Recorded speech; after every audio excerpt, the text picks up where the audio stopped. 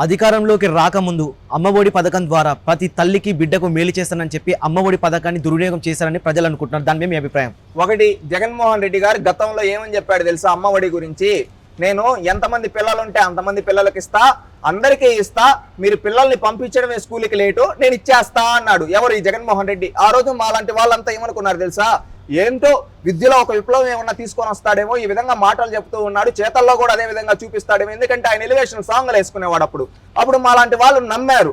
అదే విధంగా ఎంతో మంది ఓట్లేశారు. ఆ రోజు భారతీరెడ్డి గారు, ఎవరు? జగన్మోహన్ రెడ్డి గారి సొంత సతీమణి, ఆమె ఏమన్నారు తెలుసా? ఆ రోజు జగనన్న వస్తాడు, ఇంట్లో అమ్మ పిల్లాడు పోతే 15,000, ఇంకొక పిల్లాడు పోతే ఇంకొక 15,000, 30,000 మీకు ఇస్తామమ్మా అని చెప్పాడు. ఎవరు? భారతీరెడ్డి గారు. ఆ రోజు కడపలంతా కూడా అనుకున్నారు, భారతీరెడ్డి గారు కూడా చెప్తున్నారంటే జగన్మోహన్ రెడ్డి ఖచ్చితంగా చేస్తాడేమో అని ఆ రోజు ఆశపడ్డారు. ఆశపడి ఓట్లేసినారు. ఓట్లేసిన తర్వాత ఏం చేసినాడు తెలిసి జగన్మోహన్ రెడ్డి?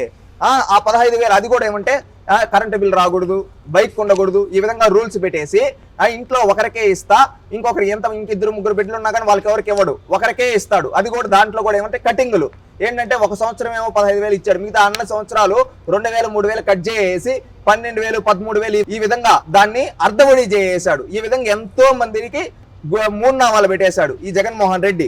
ఈయనేంటంటే మొత్తంగా ఏంటంటే అండి, పేదింట్లో పిల్లలకు ఏ తల్లి భయపడద్దు, ఇంట్లో 2 పిల్లలు 1 నుంచి 5వ తరగతి వరకు 1000, 6వ తరగతి నుంచి 10వ తరగతి వరకు 1,500 ఇంటర్మీడియట్ చదువుకు 2,000 తల్లులకు అందిస్తామని 2017 జూలై 10న జగన్మోహన్ రెడ్డి గారు ప్రతిపక్ష నాయకుడిగా ఉండేటప్పుడు చెప్పాడు. చెప్పిన తర్వాత ఆ రోజు మేనిఫెస్టోలో కూడా పెట్టారు. కానీ ఆ తర్వాత ఏం చేశాడు తెలుసా? మొత్తం గాలి కొదిలేశాడు. ఏమంటే మొత్తం ల్యాప్టాప్లు ఇస్తామని చెప్పి, ఇవి ఇస్తామని చెప్పి, అవి ఇస్తామని చెప్పి కట్ చేస్తూ అర్ధవడి చేసి, అదే విధంగా నానబుడ్డిలో నుంచి ఈ విధంగా చేశాడు జగన్మోహన్ రెడ్డి గారు. ఈ విధంగా చేస్తూ రాష్ట్రంలో విద్యా వ్యవస్థని భ్రష్టు పట్టించాడు.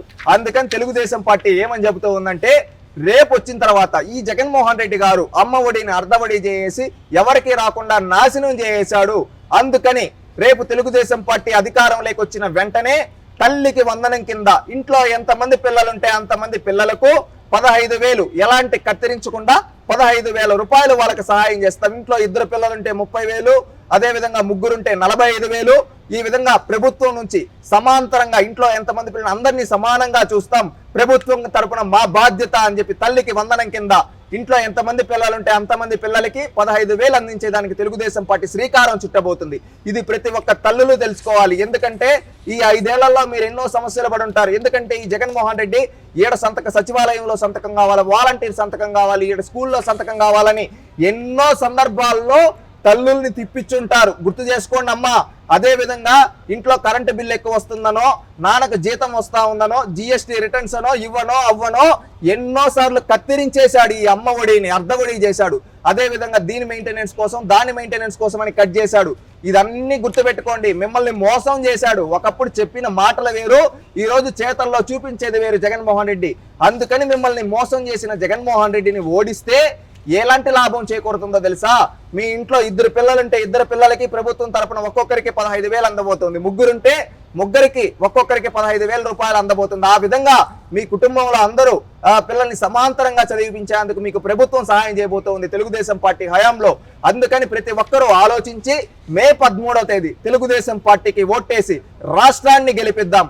మన రాష్ట్రాన్ని సర్వనాశనం చేసి అప్పులు పాలు చేసిన ఈ జగన్మోహన్ రెడ్డిని ఓడిద్దాం.